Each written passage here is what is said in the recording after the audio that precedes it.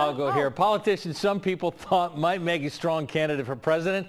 Ohio Senator Rob Portman. He's not running for the White House, but that didn't stop reporters from asking the senator from Ohio about the senator from Kentucky.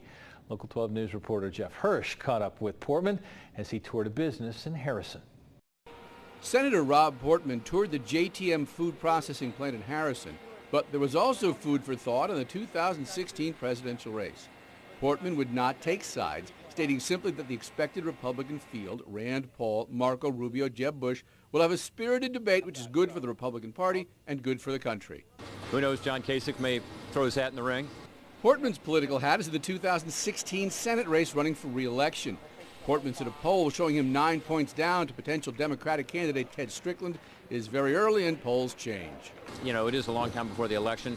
Of course, Senator Portman did not simply come here to talk politics with reporters. He also came to talk about a business that started out basically as nothing, started from scratch, and is now one of the biggest food processing companies in the country. And the question is, how can a place like this even get bigger?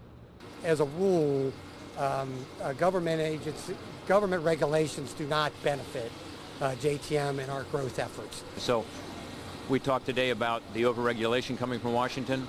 Also in Washington, President Obama's proposed treaty trying to prevent Iran from getting nuclear weapons.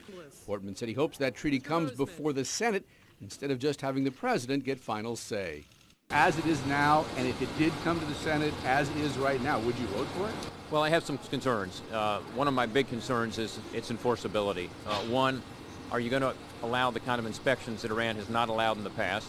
If you don't allow that, it's not worth much. We saw this in North Korea. And two, if in fact they aren't complying with the terms of the agreement, what can we do about it? Like increasing sanctions. It's a long way from Harrison, Ohio to Iran, but actually it's a lot closer than you may think. Jeff Hirsch, Local 12 News. And while former Governor Ted Strickland has the endorsement of many Democratic Party leaders in the U.S. Senate race against Rob Portman, but Cincinnati City Councilman P.J. Sittenfeld is also running and off to a good start fundraising. So the Democrats could have a contested primary next year for that nomination.